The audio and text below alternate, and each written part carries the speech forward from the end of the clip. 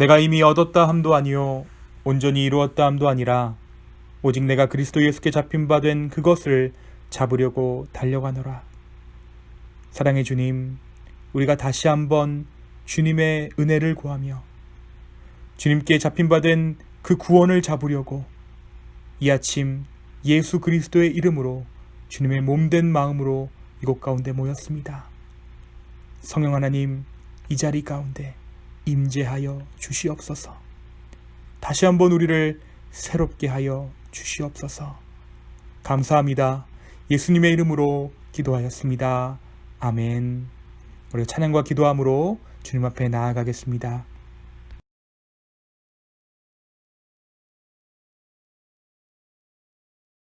주는 나의 힘이요, 주는 나의 힘이요, 주는 나의 힘이요, 영원히 주를 의지하리. 주는 나의 힘이요, 주는 나의 힘이요, 주는 나의 힘이요, 영원히 주를 의지하리. 영원히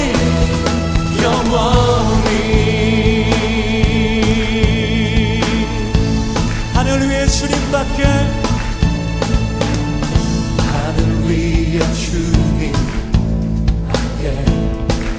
내가 사모할 자, 내가 사모할 자 이 세상에 없네. 내 맘과 힘을 믿을 수 없네. 오직 한 가지, 오직 한 가지, 그 진리를 믿네. 주는 나의 힘이요, 주는 나의 힘이요, 주는 나의 힘이요, 영원히 주를 의지하리. 주는 나의 힘이요, 주는 나의 힘이요, 주는 나의 힘이요, 영원히 주를 의지하리. 영원히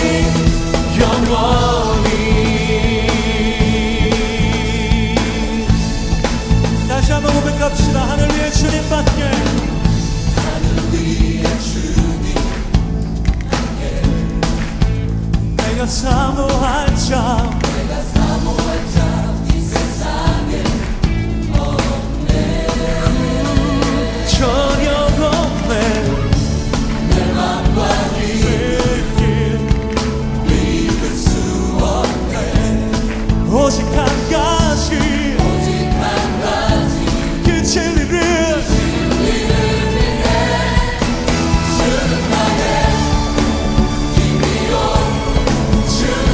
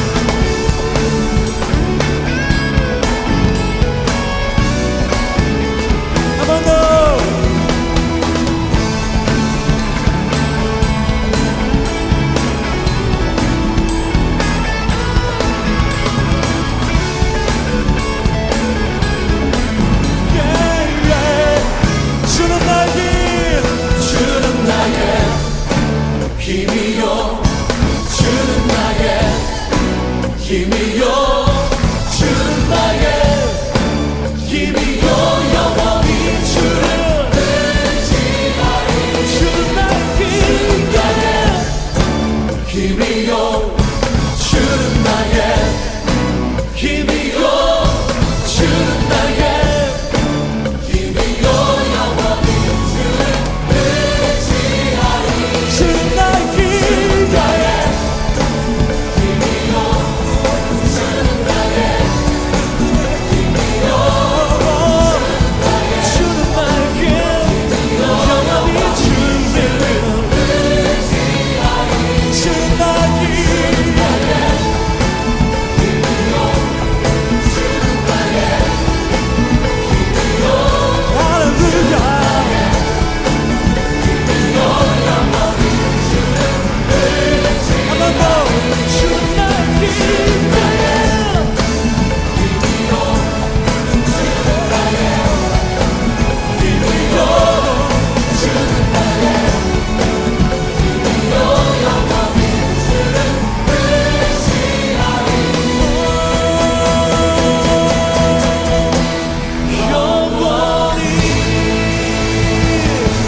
주는 나의 나의 반석 나의 생명 영원히 영원히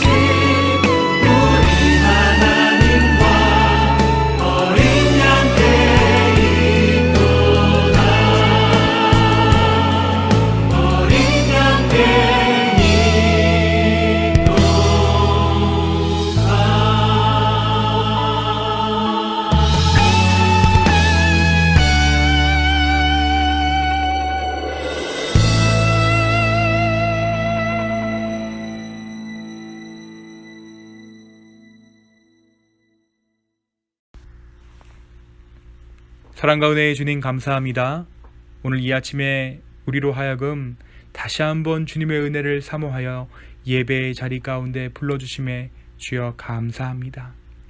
성령 하나님, 무엇보다 바라옵기는 우리가 모여서 예배드리든 혹은 가정에서 예배를 드리든 간에 동일한 은혜와 동일한 성령의 인도하심이 우리 가운데 있기를 소망합니다. 교회에서 모이는 자들이 가정에서 예배드리는 자들을 향해 정죄하지 않도록 혹은 자기가 교회에 모이는 것을 의삼지 않을 수 있도록 인도하여 주옵시고, 또한 가정에서 모이는 자들은 그들의 마음 가운데 알 듯 모를 듯 품게 되는 그 죄책감들 가운데 그들을 괴롭히는 일이 없을 수 있도록 주여 축복 더하여 주시옵소서.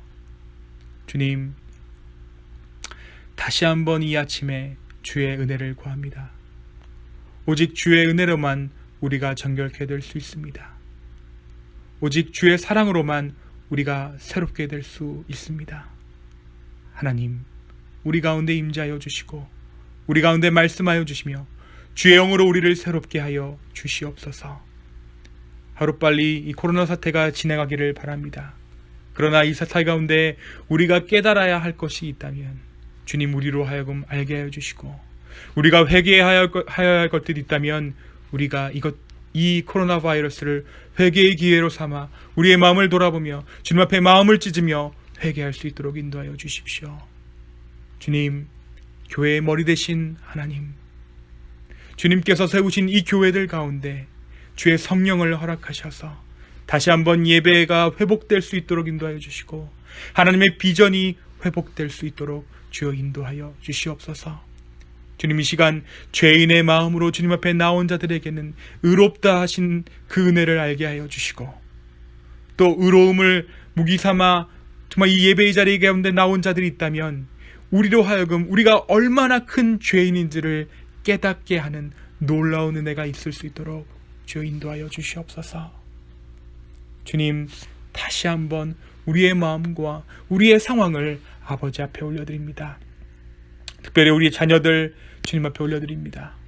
우리 자녀들을 하나님께서 우리 가운데 위탁해 주셨는데 이들을 우리가 믿음으로 양육하고 믿음으로 가르칠 수 있도록 주 우리 가운데 지혜와 은혜 허락하여 주시옵소서. 또한 이 기쁨의 교회를 이 헌치빌 땅 가운데 세우셨는데 우리가 이 땅을 위해 해야 할 것이 무엇인지 우리로 하여금 알게 하여 주옵시고, 이 땅을 섬기며 기도하며 이 땅 가운데 어려운 가운데 있는 자들을 도울 수 있는 그런 교회로 우리 교회를 사용하여 주시옵소서. 특별히 우리 교회가 후원하고 있는 선교사님들 주님께서 지켜보호하여 주시고, 키르기즈 땅 가운데 하나님의 역사하심이, 하나님의 일하심이 드러날 수 있도록 우리 임다의 선교사님을 사용하셔서 주님께서 말씀하여 주시고 주님께서 일하여 주시옵소서. 주님, 이 아침에 우리의 마음을 드립니다. 주여, 우리를 인도하여 주십시오. 주님의 자리로 우리를 인도하여 주시옵소서. 주님의 평안으로 우리를 인도하여 주시옵소서. 주님, 감사합니다. 이 모든 말씀 예수님의 이름으로 기도하였습니다. 아멘.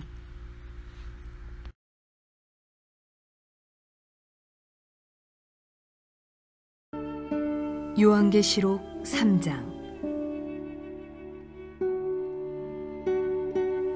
사대 교회의 사자에게 편지하라. 하나님의 7 영과 7 혀를 가지신 이가 이르시되, 내가 네 행위를 아노니 내가 살았다 하는 이름은 가졌으나 죽은 자로다.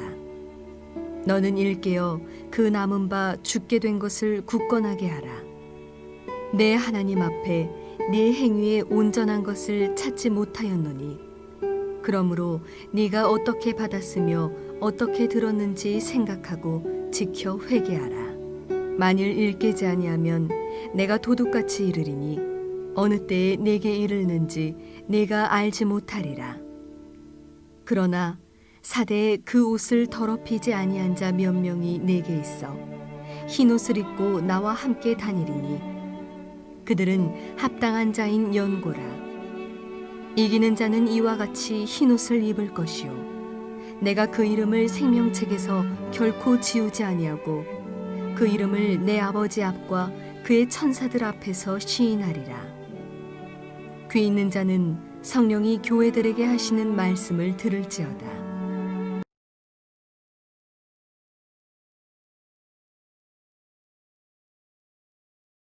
네, 사랑하는 여러분 안녕하세요. 네, 지난 한 주간 다들 평안하셨나요? 오늘 이 시간에는 지난 한 주간 우리가 과연 어떠한 삶을 살았는지 잠시 눈을 감고 생각해보는 시간을 가짐으로 오늘 설교를 시작했으면 좋겠습니다. 잠시 한번 눈을 감고 지난 한 주간 내가 어떻게 살았는지 한번 생각해 보십시오. 한번 묵상해 보십시오. 지난 한 주간 나의 마음에 가득 찼던 것은 무엇이었고, 간직해야 하지만 삶이 바쁘다는 이유로 놓쳐버린 것들이 있다면 이 시간 주님 앞에 그것들을 생각나게 하여 주시고, 또한 우리의 삶이 어느 방향으로 가고 있는지 우리로 하여금 깨닫게 해달라고 기도하는 시간을 가졌으면 좋겠습니다.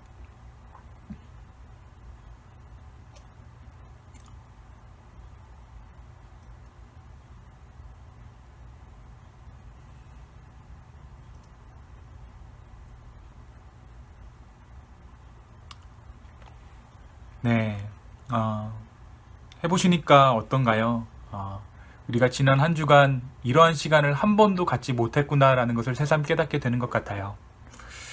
우리가 코로나 바이러스로 세상이 멈췄다라고 말한 게 엊그제 같은데 어느새 우리의 마음은 바쁘고 분주합니다. 어떻게 보면 분주함이란 상황에 의한 것이 아니라 우리 안에 있는 내재된 본성이 아닌가 싶어요. 창조주 하나님을 떠난 이후로 인간에게 생긴 결핍, 다시 말하면 영적인 허기짐이 우리를 계속 무언가를 만들게 하고 바쁘게 만든다라는 것이죠. 결국 그러나 그러한 분주함이 우리를 더욱더 허기지게 하는 어떤 그런 악순환이 반복되는 것이 아닌가 싶습니다. 그래서 하루에 꼭 한번 주님 앞에 이 충만함을 맛보는 것이 중요합니다. 여전히 내 안에 계신 예수 그리스도의 그 이름을 부르고 또 여전히 나를 붙드시고 계신 그 주님의 그 품을 우리가 느끼고 깨닫는 것이 참으로 중요합니다. 그렇지 않고서는 우리는 헛되고 헛된 것들을 계속해서 채우려고 분주한 삶을 살 수밖에 없다는 것이죠. 오늘 저와 여러분이 묵상하게 될 사대교회가 바로 이러한 교회였습니다. 그들은 부흥한 교회였고 충만한 교회였지만 가장 중요한 성령을 놓치고 있던 교회였어요. 성령을 놓친 교회다 보니까 이러한 것들 저러한 것들로 계속 채워나가기만 했던, 그러나 좀처럼 채울 것을 채우지 못하고 하나님 앞에 책망받았던 교회가 바로 사대교회입니다. 요즘 우리 교회는 요한계시록의 말씀을 묵상하고 있습니다. 이 마지막 때를 살고 있는 저와 여러분에게 이 요한계시록의 말씀이 우리의 삶의 방향을 다시 한번 잡아주는 그러한 말씀이 되기를 소망합니다. 오늘 주일 예배 때는 처음으로 요한계시록을 설교하기 때문에 제가 이 요한계시록에 대해서 잠깐 말씀드리고 오늘 본문에 대해서 함께 나누었으면 합니다. 요한계시록은 그 표현과 쓰여져 있는 방식이 판타지 소설 같아요. SF 소설 같습니다. 하지만 사실은 그 내용은 굉장히 현실에 뿌리를 두고 있는, 현실에 근거를 둔 책입니다. 그것은 종말을 말하고 있는 것처럼 보이지만 새로운 시작을 말하고 있고, 하늘의 것을 말하는 것처럼 보이지만 땅의 현실을 보여주고 있는 것이 바로 이 요한계시록이라는 거예요. 우리가 요한계시록을 다 읽고 나면 성경을 다 읽은 것이 아니죠.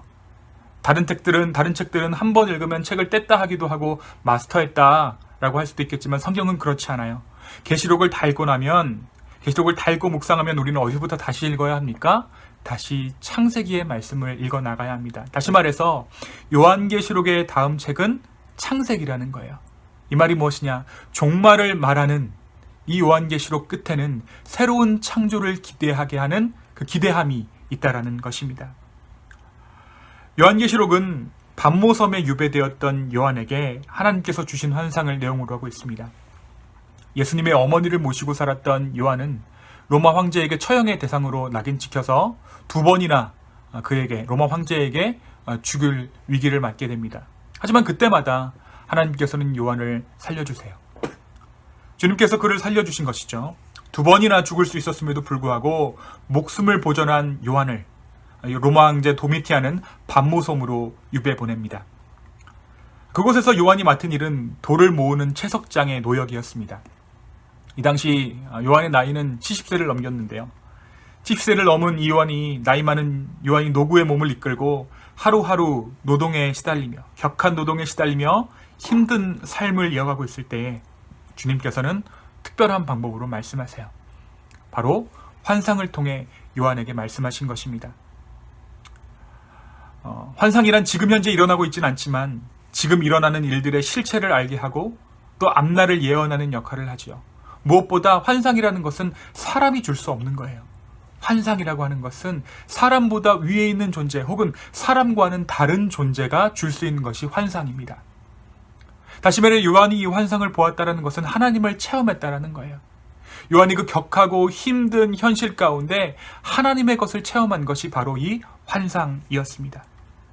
하나님께서는 예수 그리스도에 대한 환상을 주시고 또 예수님은 그 환상을 천사에게 전달해서 천사로 하여금 요한이 환상을 볼 수 있게 되었습니다. 요한이 그 힘들고 어려운 현실 가운데에서 그럼에도 불구하고 하나님께서 이 땅을 여전히 다스리고 계심을, 예수님께서 여전히 하늘 보좌 위에서 이 땅을 다스리고 계심을, 로마 황제 도미티안이 이 땅의 왕이 아니라 온전한 왕이 예수 그리스도임을 다시 한번 보이신 것이 이 요한계시록입니다. 새로운 희망과 소망을 그들에게 전달한 것이죠. 사랑하는 여러분, 위기, 환난, 이런 상황에서 우리는 무엇에 집중하나요? 우리는 그 이면에 있는 영적인 세력들 혹은 우리 안에 있는 죄를 주목합니다. 사탄이나 다른 영적인 실체들을 우리의 마음에 쏠릴 수밖에 없어요. 하지만 그 상황에서 오히려 더 큰 능력을 가지시고 일하시는 분은 성령입니다. 근래에 우리는 인류 역사상 유례 없는 인류적 위기를 겪고 있죠. 하지만 이 모든 상황이 말하고 있는 역설적인 한 가지는 지금이 하나님께서 일하시는 때라는 거예요. 요한이 가장 힘들 때 하나님의 살아계심을 가장 깊이 체험한 것처럼, 가장 생생하게 체험한 것처럼, 가장 환난 가운데 있고 인류가 유례 없이 악한 이 상황 가운데에서 우리는 더욱더 진한 하나님의 섭리하심을 체험할 수 있다는 것입니다. 요한이 먼저 받은 환상의 내용 역시 그리스도가 누구인가 하는 환상이었어요. 요한은 예수 그리스도의 부활 후에 제자 가운데 나타나신 예수님으로 인해 부활하신 예수님을 만난 적은 있었지만 승천하신 예수님을 본 적은 없었습니다. 하지만 예수님의 생전에 그리고 부활 이후에 예수 그리스도를 보았던 요한이었기 때문에 그가 본 환상 속에 그 인물이 승천하신 예수님이라는 것을 알 수 있었어요. 그리고 여전히 예수님께서 하늘 보좌 가운데에서 이 땅을 다스리고 계신다는 사실은 요한의 삶 가운데 큰 위로가 되었습니다. 사실 이 첫 번째 환상이 굉장히 중요합니다. 요한의 현실에서 예수님의 다스리심을 깨닫고 인정하기란 불가능한 일이었기 때문이에요. 요한 스스로는 예수를 잘 믿었는데, 아니 심지어 예수의 제자였으며 예수님의 어머니까지 모시고 있었는데 그럼에도 불구하고 로마 황제의 밑에서 채석장의 노동자로 일하는 자신의 현실 가운데 주님의 살아계심을, 주님의 다스리심을 인정하기란 쉽지 않은 일이었습니다. 그래서 주님은 친히 그를 계시하신 거예요. 그래서 주님은 친히 예수 그리스도를 스스로를 요한에게 보이신 것입니다. 너의 현실이 그렇지만 여전히 나는 하늘 보좌에서 이 땅을 다스리고 있는 하나님이다. 여전히 이 우주는 내게 속하였노라고 주님께서는 요한에게 환상을 통해 말씀해 주십니다. 예수님은 이어서 소아시아 지역의 7교회 환상을 통해 말씀하십니다. 요한이 겪고 있는 이 개인적인 인생사 이야기가 당시 7교회의 현실과 별반 다르지 않았기 때문이에요. 요한이 힘든 만큼 7교회 역시 힘든 상황이었다는 것입니다. 당시 교회는 안으로는 이단들의 거짓 교사들이 득세하던 때였어요. 그리고 밖으로는 로마 황제가 굴복을 요구하면서 그렇지 않은 자들을 다 죽여버렸습니다. 그러니까 안으로는 거짓 교사들이 득세하고 밖으로는 정말 수많은 사람들이 목숨을 잃는 그러한 어떤 사면초가의 상황 가운데 교회가 놓여지게 된 것이에요. 교회 안에 이단이 들어오면 교리가 달라서 교회가 갈라지기도 하지만 더욱 심각한 것은 피아를 구분하느라 교회가 쪼개집니다. 이 사람이 이단인가 아닌가 구분하다가 이 편인가 저 편인가 구분하다가 그리스도의 사랑을 제대로 실천하지 못하고 쇠락해버리는 거예요. 그 안에 덮고 있는 것이 사랑이 아니라 그 안을 덮고 있는 것이 경계이기 때문에, 그들의 마음을 주장하는 것이 경계의 마음이기 때문에 교회는 쉽게 그 힘을 잃어버리고 맙니다. 당시 1세기의 교회 내부적으로는 이러한 거짓 교사들의 가르침이 문제가 되었어요. 외부적으로는 어떻습니까? 당시 로마는 세계 최강의 국가입니다. 그러한 로마가 기독교의 숨통을 움켜쥐고 나에게 복종하라, 굴복하라라고 말하고 있어요. 하지만 교회는 그렇게 하지 않았죠. 그래서 교회는 심각한 위기 가운데 처해 있었습니다. 이러한 교회의 상황들 가운데 예수님께서 요한에게 주신 7교회의 환상을 통해 그들로 하여금 그들의 영적인 실체를 알게 하였고, 그들이 마땅히 바라보아야 할 것들에 대해서 알게 하셨습니다. 지난 한 주간 새벽 예배의 말씀을 통해서 우리는 에베소, 서머나, 버가모, 두아디라 교회에게 주신 환상들을 묵상했습니다. 사실 이 교회의 순서는 지리적인 순서예요. 에베소부터 남쪽으로 점점점 내려오고 있는 것입니다. 이제 우리는 사대교회에 주신 말씀을 묵상합니다. 조금 전에 말씀드린 대로 사대교회는 두아디라에서 남쪽으로 30마일 정도 떨어진 사대라는 지역의 교회였습니다. 그런데 지리적으로 이 사대라는 곳은 절벽 위에 있었던 교회였어요. 교회가 절벽 위에 있다 보니까 역사적으로 외세의 침략에 그다지 영향을 받지 않았던 그러한 역사적인 배경을 가지고 있습니다. 적군들이 절벽을 기어 올라오지 못했어요. 그냥 땅만 밑에다 벌어보고 위에 적들이 올라오면 활만 쏴서 죽이는, 그래서 상대적으로 자기의 성을 보호하기가 쉬운 지역에 있었던 것이 이 사대 지역이었습니다. 또 고고학자들의 발굴에 의하면 사대 지역에서 금을 재련하는 항아리가 300개 이상 발견되었다고 합니다. 그러니까 사대 지역의 가운데를 흐르는 그 강에는 사금, 그러니까 금이 나는 강이었던 거예요. 그렇다 보니까 어떻겠습니까? 외세의 침략을 제대로 받지 않고, 게다가 도시 한가운데는 금이 발견되는 그러한 강을 품고 있는 도시.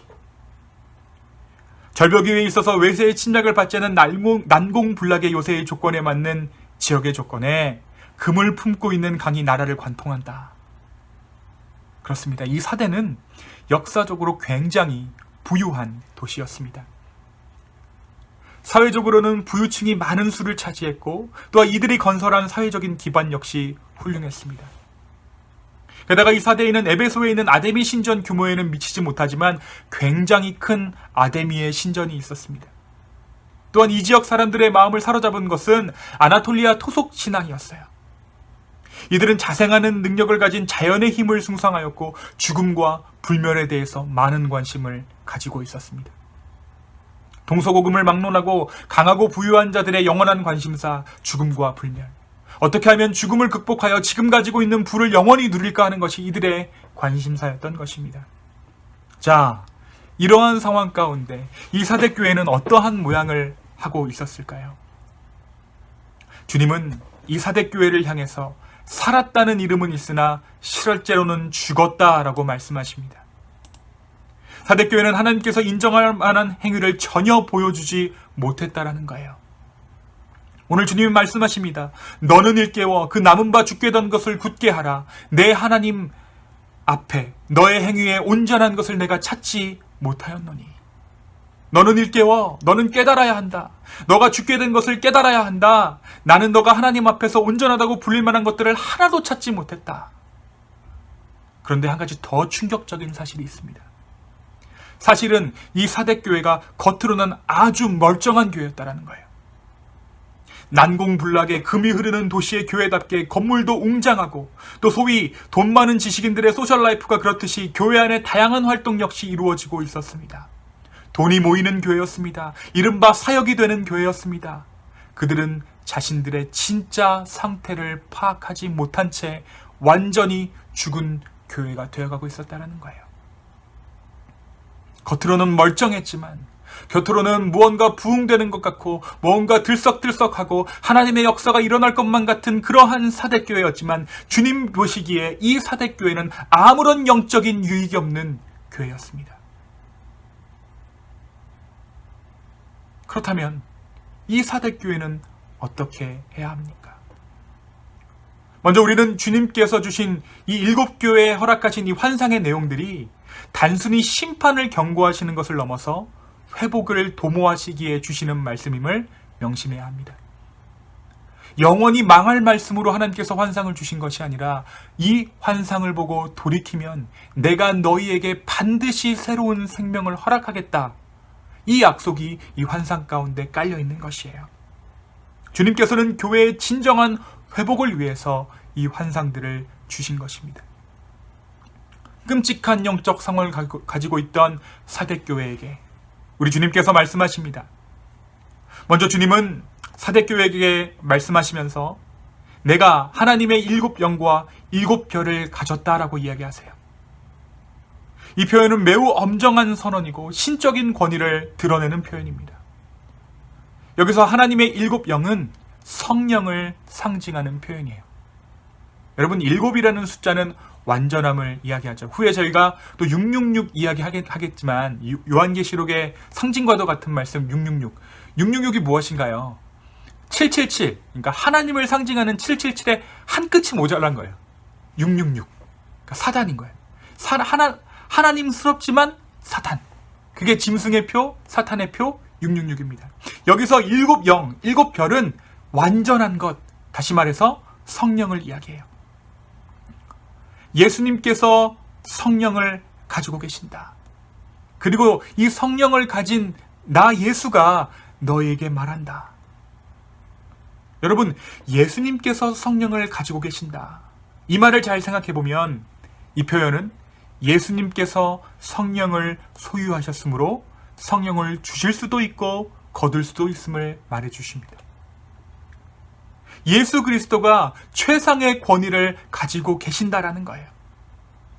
다시 말해 사대교회가 가지고 있는 문제의 근원은 성령만이 해결하실 수 있는데 이 성령을 주관하시는 예수님께 이 문제를 가지고 나아가야 한다는 것이에요. 분명히 사대교회는 그리스도의 성령으로 인해 세워진 교회였습니다. 지금 비록 이 교회가 완전히 타락한 교회, 영적으로 붕괴해버린 교회지만 성령으로 인해 이 교회가 세워졌다는 것은 부정할 수 없는 사실이고 부인할 수 없는 현실입니다. 성령께서 함께 계셨기에 이 사대교회가 세워졌습니다. 성령이 충만한 교회, 이것이 바로 교회가 생명 있는 교회가 될 수 있는 유일한 길입니다. 여러분, 성령과 가장 유사한 유사품이 무엇입니까? 777 대신에 666이 무엇입니까? 그것이 바로 인력이에요. 실제로 사람의 힘, 인력은 하나님의 성령의 많은 부분을 대신할 수 있습니다. 조금 모자라면 인력으로 감쪽같이 때울 수 있어요. 게다가 사대교회는 돈이 많은 교회였습니다. 사람도 많고 돈이 많으면 성령을 대신할 수 있을 만큼 감쪽같이 성령이 하실 만한 일들을 대신할 수 있게 돼요. 그런데 그것이 하나님의 일인가요? 그렇지 않다라고 오늘 말씀은 분명히 이야기합니다. 사람의 힘으로 돈의 능력으로 성령께서 하실 그 일을 해낸 것처럼 보였지만 그것은 진짜 능력이 아니었다라는 거예요. 그것은 임기응변일 뿐이었습니다. 아니 오히려 하나님을 기만하는 행위였습니다. 그러나 이제 사대교회는 그러한 기만을 멈추고 성령을 구하는 기도가 되어야 합니다. 성령을 주관하시는 그 예수 그리스도의 복음 앞에 다시 한번 자신들의 마음을 토해 놓으며 다시 한번 자신들의 마음을 찢으며 회개해야 한다는 것입니다. 오늘 말씀은 다행히 그들 가운데 아직 옷을 더럽히지 않은 자들이 몇 있다라고 말씀은 기록하고 있습니다. 5절 가운데 하나님께서 말씀하시기를 그러나 사대에 그 옷을 더럽히지 않은 자 몇 명이 내게 있어 흰 옷을 입고 나와 함께 다니리니 그들은 합당한 자인 연고라. 아무리 썩은 교회라도 교회는 교회이기에 성령의 사람 몇이 그 자리를 지키고 있었음을 우리는 보게 됩니다. 주님께서는 사대의 순결한 몇몇을 칭찬하심으로 대세를 따르지 않은 그들의 신앙을 주님께서 기뻐하시며 영생으로 보답하시겠다 약속하십니다. 이 말을 바꿔 말하면 내가 여전히 살아있다라는 거예요. 내가 무엇을 잘하고 무엇을 못하고 있는지, 어떤 자들이 옷을 더럽히고 있는지, 어떤 자들이 옷을 깨끗하게 유지하고 있는지 하나님께서 지금 보고 계신다라는 것입니다. 사랑하는 여러분, 오늘 사대교회에게 하시는 이 말씀은 우리에게 무엇을 말해주고 있습니까? 교회는 성령의 공동체라는 것입니다. 우리가 온 우주에 하나님의 숨결을 불어넣으셔서 하나님께서 이 우주를 성전 삼으셨다는 사실을 창세기에서 보았죠. 또 우리는 온 우주가 교회라는 사실을 제자들이 오순절 성령의 사건으로 깨닫게 된 것을 보았습니다. 오순절 성령 때 바람같이 임하신 성령, 다시 말해 하나님의 숨결이 이 땅의 교회됨을 확인시켰어요. 그래서 오순절에 성령이 임하자 이 땅 가운데 교회가 일어서기 시작합니다. 그리고 이제 마지막 때에 주님은 다시 한번 성령으로 말미암아 교회의 회복을 명령하십니다. 세상의 모든 나라들이, 모든 열방들이, 모든 족속이 성전된 우주 앞에서, 이 성전된 우주 안에서 교회가 성전된 우주가 성전되었다는 것을 깨닫고 예배하게 될 것임을 이 요한계시록의 말씀이 이야기하고 있는 거예요. 다시 말해서 하나님의 호흡, 하나님의 숨결 없이는 교회는 회복될 수 없다라는 것입니다. 오늘 성령을 가지신 예수님께서 이 사대교회에게 주시는 이 말씀을 통해 우리는 우리의 교회됨을 바라보아야 해요. 이 기쁨의 교회가, 여러분이 몸담고 있는 이 교회가 사람들의 약속으로, 사람들의 동의로 세워지지 않았다라는 것입니다. 사람이 모이고 사람이 운영하는 것처럼 보이지만, 어떤 목사님이 이 교회를, 혹은 몇몇의 성도가 이 교회를 세운 것처럼 보이지만 그것이 아니라 하나님께서 이 교회가 서는 것을 허락하셨기 때문에 그들을 통해 이 교회를 이곳 가운데 세우셨다라는 거예요. 또한 성령을 통해 나날이 새로운 능력을 이 기쁨의 교회 가운데 허락하신다라는 것입니다. 하나님의 성령이 이 교회 가운데 일하는 한 이 교회는 절대로 망하지 않는다라는 것입니다. 오늘 이 교회가, 이 기쁨의 교회가 이곳에 서 있는 이유는 딱 한 가지, 성령께서 이 교회를 이곳에 세우셨기 때문에 이 교회가 저와 여러분 가운데, 이 헌치빌 땅 가운데 세워져 있는 것이죠. 우리는 먼저 그것을 인정해야 합니다. 고로 교회는 달리 망하지 않습니다. 어떨 때 교회가 망하는가? 성령이 떠나면 그 교회는 망해요. 숫자가 적게 모여서 망하지 않습니다. 사대교회는 부흥한 교회였습니다. 재정적인 악화가 교회를 망하게 하지 않습니다. 사대교회는 금강이 흐르는 한가운데 있던 교회였습니다. 교회는 성령을 구하지 않으면 망합니다. 교회는 목사가 살리는 것도, 혹은 성도들이 살리는 것도 아닙니다. 이렇게 해서 살아나는 교회는 진짜 살아나는 교회가 아닙니다. 돈의 힘으로 살아날 수 있는 교회는 이미 더 이상 교회가 아니라는 것이에요. 교회는 성령이 세우시고 성령이 살리십니다. 성령께서 사람의 마음을 움직이셔야만 교회는 바로 설 수 있는 것입니다. 그럼 여기서 우리는 한 가지 질문할 수 있을 거예요. 왜 우리가 교회를 세워야 합니까? 왜 우리는 교회를 바로 세워야 하는가요? 요즘같이 교회가 세상의 원흉이 된 이때에 이 망할 놈의 교회들 싹 다 없어져 버리면 그만 아니겠습니까? 우리가 왜 교회를 바로 세워야 합니까? 사실 7교회에 주신 하나님의 환상은 이 세상을 향한 메시지였어요. 에베소, 버가모, 두아디라, 사데, 서머나 모두 지역 이름입니다. 지명 이름이에요. 그 지역을 향한 말씀, 그 땅을 향한 말씀을 주님은 교회에다가 말씀하고 계시는 거예요.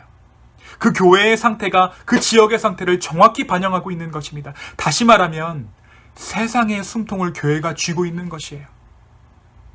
교회의 숨통을 세상이 쥐고 있는 것이 아니라 세상의 숨통을 교회가 쥐고 있다는 거예요. 그러면 요즘 시대에 우리가 이것을 적용해서 이 헌치빌의 상황을 무엇이 이야기하는가? 헌치빌에 있는 이 교회들이 헌치빌의 상황들을 그대로 반영하고 있다는 것입니다. 그래서 하나님의 교회는 마땅히 서야 하고 우리는 하나님의 교회를 세우는 그 사명 가운데 서 있는 것이에요. 교회가 서야 세상이 바로 서고 교회가 서야 이 세상이 주님께 돌아올 수 있기 때문입니다. 구약의 거짓 선지자들의 특징이 있습니다. 구약의 거짓 선지자들의 특징은 좋은 말만 한다라는 거예요. 잘하고 있다. 하나님께서 우리를 기뻐하신다. 회개하면 된다. 이 말을 하고 돌아다니며 격려했던 것이 구약시대의 거짓 선지자들의 특징입니다. 당연히 사람들은 구약의 선지자들, 구약의 거짓 선지자들에게만 귀를 기울였습니다. 그러나 그들이 듣기 싫은 말을 했던 이스라엘이 망할 것이다. 반드시 이스라엘은 망할 것이다 라고 했던 그 예언이 하나님의 예언이었어요. 그리고 그 예언은 성취되고 그들은 바벨론 포로로 잡혀 들어갑니다. 사랑하는 여러분, 듣기 좋은 말만 하는 곳이 교회가 아닙니다. 성령은 때때로 우리에게 듣기 싫은 말을 하세요. 여러분, 여러분이 생각하시기에 좋은 설교가 왜 좋은 설교인 줄 아십니까? 그 목사가 내가 하고 싶은 말을 대신해주고 있기 때문에 그 설교가 좋은 설교라고 내가 느끼는 거예요. 다시 말하면 자기 복제입니다. 여러분이 보고 있는, 듣고 있는 수많은 설교들, 유튜브의 설교 채널들을 한번 쭉 보십시오. 다 똑같은 말입니다. 10분 안에 다 요약이 돼요. 수많은 자기 복제들, 내 말이 그 말 하면서 설교를 듣고는 은혜 받았다라고 합니다. 그만하십시오. 좋은 설교가 없어서 교회가 망하는 것이 아닙니다. 설교도 사람 말입니다. 한쪽으로 치우칠 수밖에 없습니다. 설교 듣기를 멈추시고 말씀을 펴십시오. 설교 듣기를 멈추시고 예배하십시오. 설교 듣기를 멈추시고 기도하십시오. 말하기를 멈추십시오. 설교를 통해서 내 말하는 것을 멈추십시오. 그리고 말씀을 여시기 바랍니다. 우리 교회의 생명이 여기에 있습니다. 우리가 살고 있는 이 땅의 회복의 관건이 교회의 회복에 달려 있습니다. 성령을 구해야 합니다. 여러분, 악법이 통과된다고 난립니다. 악법이 통과돼서 교회가 망할까요? 아니요. 순서가 잘못됐습니다. 교회가 망했기 때문에 악법이 통과되는 것입니다. 죄가 교회를 삼킬까요? 아닙니다. 교회가 성령 가운데 거하지 않았기 때문에 죄가 죄인 줄 모르고, 죄가 부끄러운 줄 모르고 죄인들이 득세합니다. 하나님께서 이 땅을 성전으로 지으셨잖아요. 그게 순서가 먼저잖아요. 이 순서가 뒤바뀌니까 우리가 계속 순서를 뒤바뀌어서 생각하는 거예요. 악법이 통과돼서 교회가 망하는 것처럼, 죄가 교회를 삼키는 것처럼. 아닙니다. 교회가 망했기 때문에 세상이 망한 것이고, 교회가 망했기 때문에 사람들이 죄를 부끄러워하지 않는 것입니다. 이 순서를 바로잡는 것, 이 우주가 성전이다 말할 수 있는 것은 오직 한 가지, 성령을 구하는 저와 여러분이 되어야 합니다. 그 성령 가운데 진짜 성령이 원하시는 교회, 진짜 예수 그리스도께서 원하시는 그 교회, 나를 생각하고 나를 먼저 두고 이렇게 하는 것이 아니라 우리 교회 이름처럼 Jesus first, others second, you last, you third. 예수님을 먼저 생각하고 다른 이웃들을 생각하고 그 다음에 나를 두는 성령이 주시는 그 순서대로 우리를 다시 한번 맞추어 나갈 수 있는 저와 여러분 되기를 예수님의 이름으로 축원합니다. 성령을 구하는 저와 여러분이 되어야 합니다. 진짜 성령이 원하시는 교회, 주님의 기쁨이 되는 교회, 주님이 기뻐하시는 교회, 그러한 교회 되기를 예수님의 이름으로 소망합니다. 이 시간 함께 기도하시겠습니다. 주님, 이 시간 우리가 마땅히 구해야 할 것이 어떤 것인지 다시 한번 생각합니다. 이 땅 가운데 교회를 허락하셨는데, 이 땅이 교회되게 하셨는데 우리가 그것을 깨닫지 못하고 교회가 교회답지 못하여서 이 땅이 망하게 되었습니다. 주여, 우리를 긍휼히 여겨 주십시오. 주여, 우리를 긍휼히 여겨 주시옵소서. 주님, 우리를 불쌍히 여기시고 다시 한번 성령으로 말미암아 우리를 회복시키시고 이 땅의 교회들을 살려 주시옵소서. 주님 감사합니다. 이 모든 말씀 예수님의 이름으로 기도하였습니다. 아멘.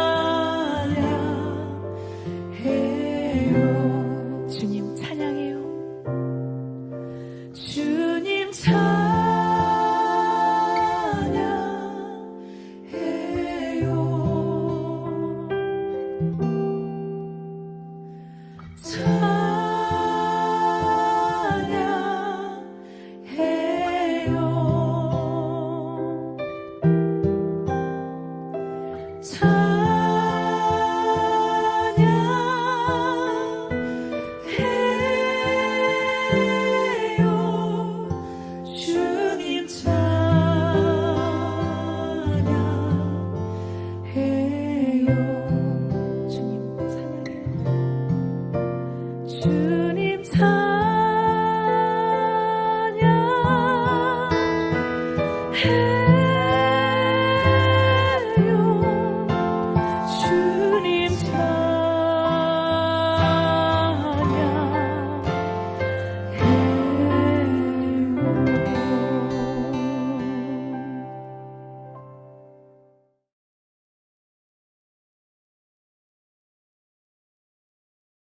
네, 광고 말씀 전해드리도록 하겠습니다. 우리 계속해서 새벽 예배가 계속되고 있습니다. 매일 오전 5시 30분 호프채플에서 새벽 예배가 드려집니다.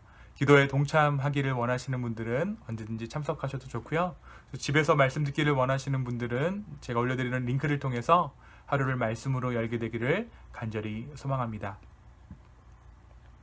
네, 아이들 학교가 오픈하고 나서 얼마 전에 이제 학교에서 메일이 하나 왔는데 여전히 학교 감염 사례들이 메일로 전달됐더라고요. 건강에 좀 유의하셨으면 좋겠습니다. 아직 이 바이러스가 끝나지 않았어요. 그리고 백신도 아직 개발 중입니다. 그래서 각자 건강에 좀 유의하셨으면 좋겠고, 또 계속해서 이 바이러스 사태가 끝날 수 있기를, 그리고 이 바이러스를 통해서 끝날 것들은 끝나고 또 시작해야 될 것들은 시작할 수 있도록 하나님께서 주신 기회로 교회가 삼을 수 있기를 함께 기도해 주셨으면 좋겠습니다. 팀 켈러 목사님이 이런 말씀을 하셨어요. 고난 가운데 두 가지 부류의 사람이 있다. 하나님을 떠나거나 하나님을 의지하거나. 고통 가운데 우리는 하나님을 떠나거나 하나님을 의지한다. 저는 이 코로나 바이러스를 통해서 하나님을 의지하는 법을 더욱더 알아가는 우리 교회들이 되었으면 좋겠습니다. 한 주간도 주님 안에서 평안하시고, 또한 저희 교회 가운데 나누실 말씀이 있으시거나 또 기도 제목이 있으신 분들, 개인적인 기도 제목이 있으신 분들은 언제든지 저에게 연락 주십시오. 제가 함께 여러분과 기도하겠습니다. 네, 한 주간도 주 안에서 평안하시기를 예수님의 이름으로 소망합니다. 감사합니다.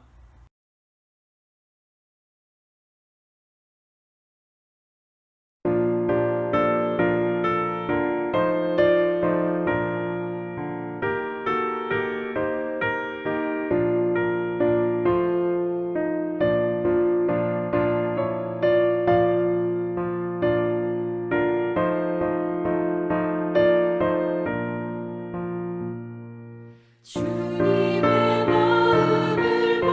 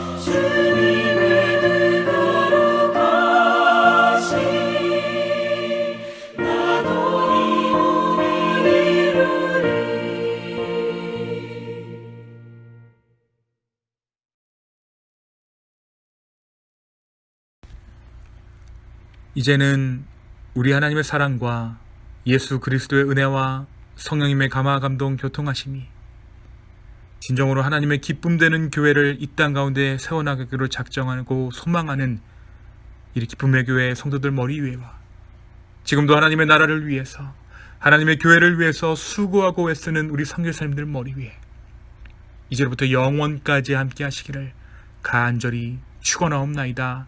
아멘.